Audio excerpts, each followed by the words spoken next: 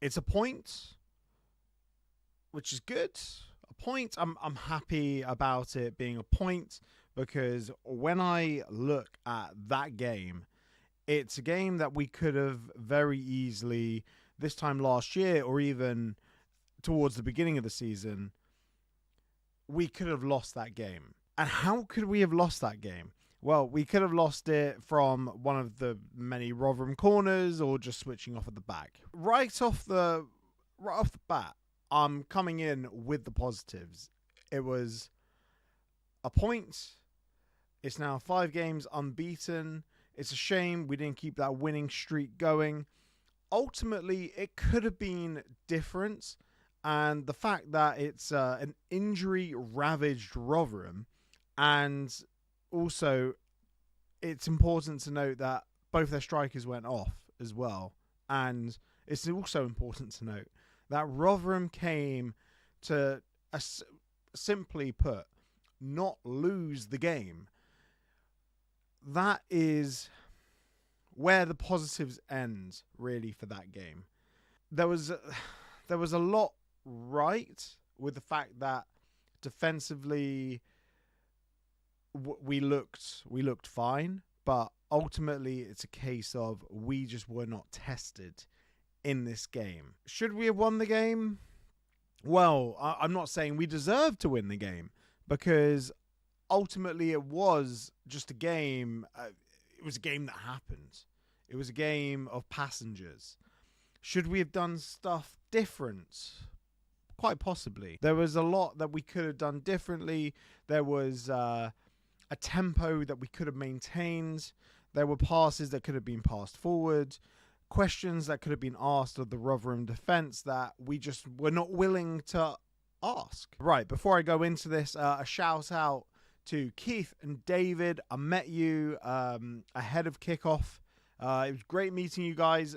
These guys, over 140 years of supporting Luton Town between them. Absolutely incredible. Well, I think it was David's been going since 1950. Keith's been going since 1954, 1955. Absolutely tremendous. Fair play to you fellas. Big ups to you guys. So we lined up, and there was a lot of confusion at half time. People say, was this a 3 at the back? Was this a 4 at the back? So it was a very fluid formation, and that I encourage. And I will say we look a lot more comfortable on the ball under Wilshere, and the fact that the games are coming, like, well, they're going to be coming thick and fast now, but the fact that it's essentially Saturday, it means that we've had a whole week for Jack Wilshere to work with the team and Chris Powell to work with the team. The movement and the fluidity of the team was a positive. The penetration in the final third, it needs to be worked on. But ultimately that comes down to the front two that we played. Positives, clean sheet, point.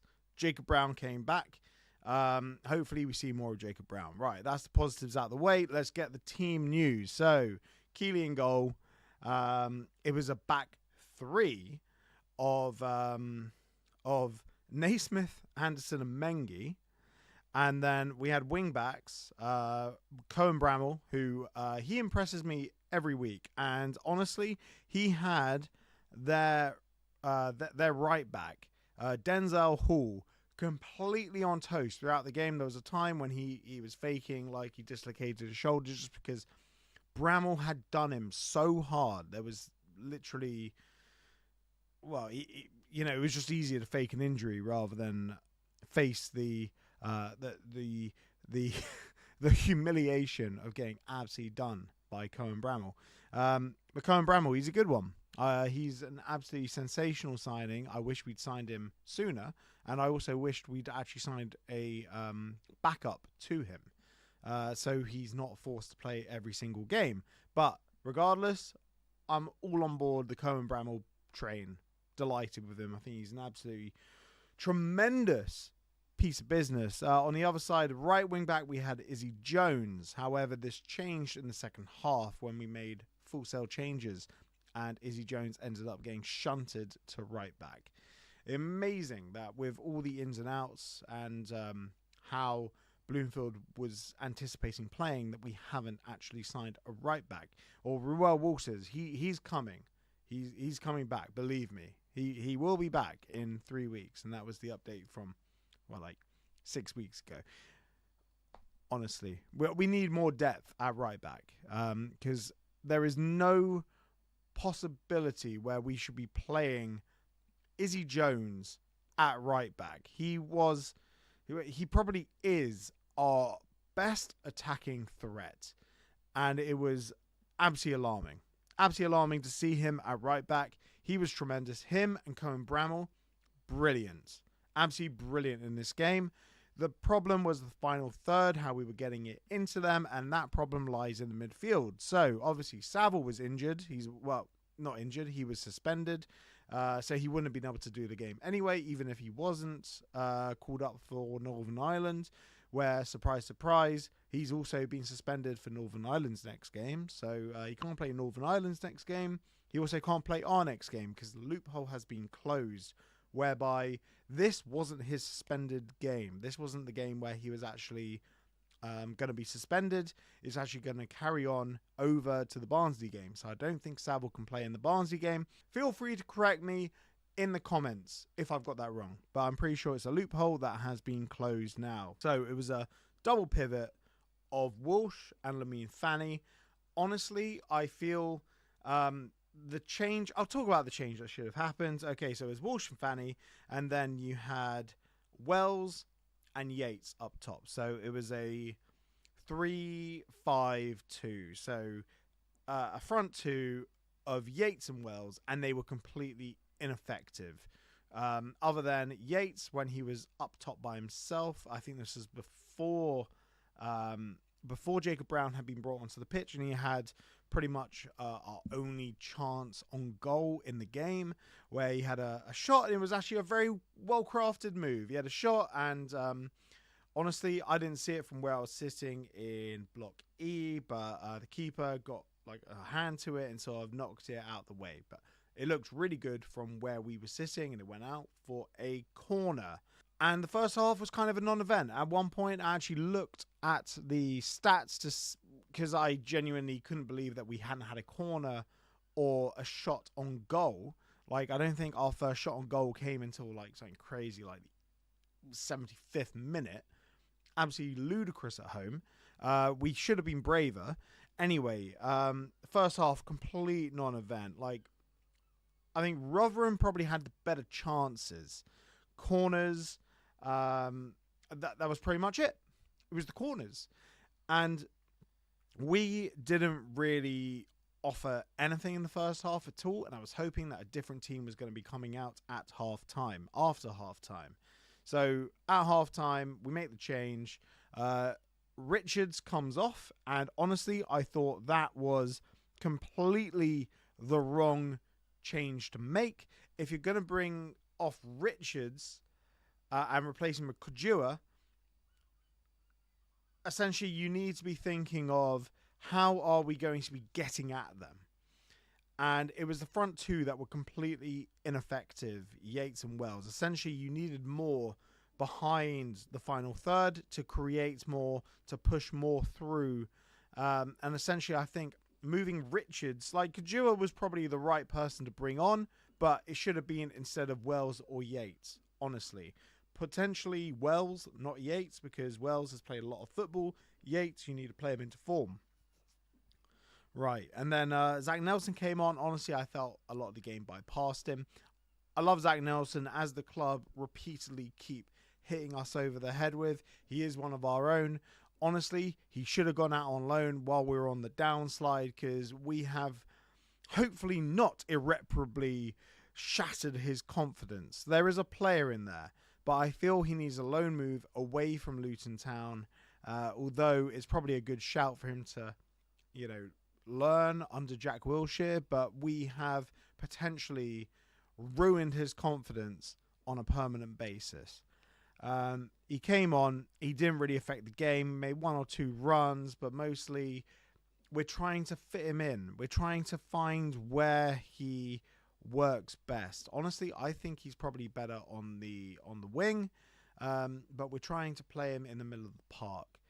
But I think the kid just has massive confidence issues. I genuinely feel like the downslide has really affected him.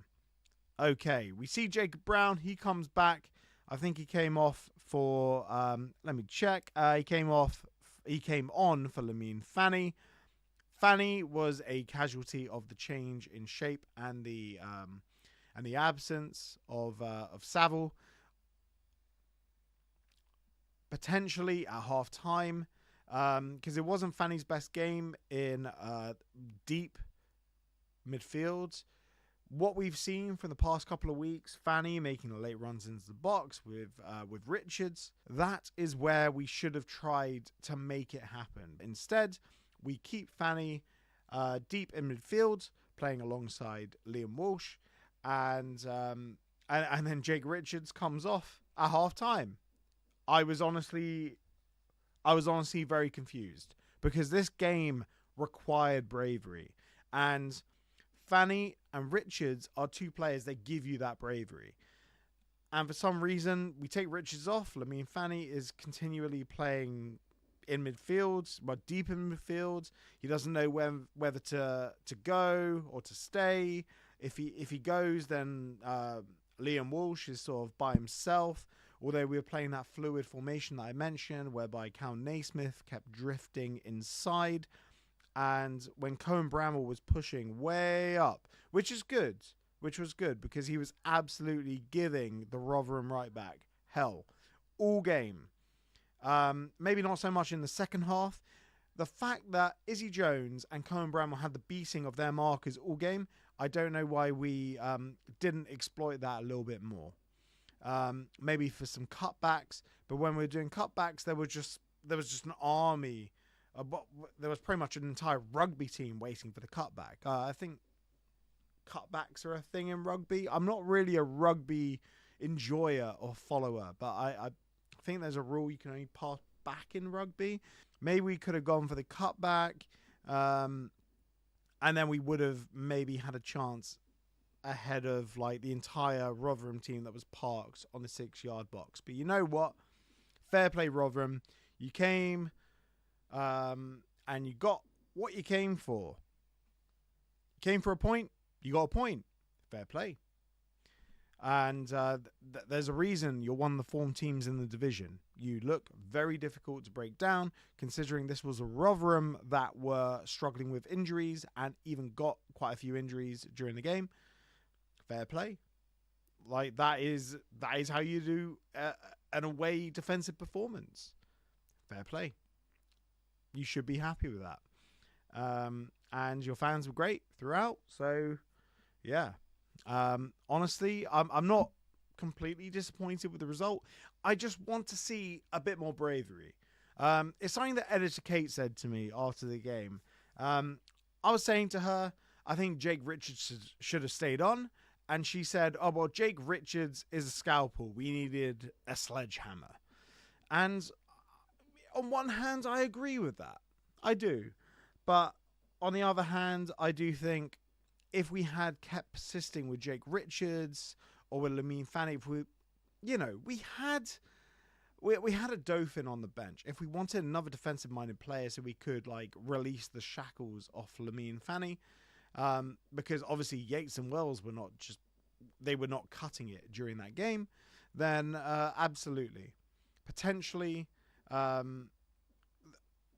Fanny and Richards could have been the sledgehammer that we needed rather than the scalpel. But anyway, it was still a tremendous defensive performance. Congrats, Rotherham. Now we go to Barnsley and we'll see what happens, because right now at home, it's tough. The feeling in the stadium when things are not ultimately going the way of Luton Town, the fans, they're getting, they are kind of on the edge. You listen out and you hear a couple of, boos, and you hear, little complaints in the crowd. I don't think we should be doing that right now. We need to be behind the manager, but we do need to see complete commitment from the team. And maybe that'll be completely different. Like with Stockport came out and played, and you know what? We punished them away from home. The home form is tough because you obviously have 11,000 fans who have a certain expectation. And maybe the Rotherham game isn't the one that we need to be judging the team on. We need to see a game where the team actually come out and play. But in all fairness, if a team wants to come to Kenilworth Road and just park the bus, then we have to find that sledgehammer that can break through that bus. Because this is something that could happen a lot. And we can't... Essentially, promotion campaigns are built on solid home form. And we can't really rely on scraping 0-0s. We need to win games. Hey, that's just food for thought, I guess. Let's think about that a little bit. And hopefully, Barnsley come out and play. And then we can take it to them. But then we got Huddersfield and we got Bolton. Two absolutely tough games, and I imagine because they are kind of favourites in this division, they will come out and play against us. So we'll see what happens there, and we'll see if we can mix it with the best in the division. We'll see if Stockport was a fluke. I don't think it was. I do think we have some absolutely tremendous players, but January cannot get here soon enough.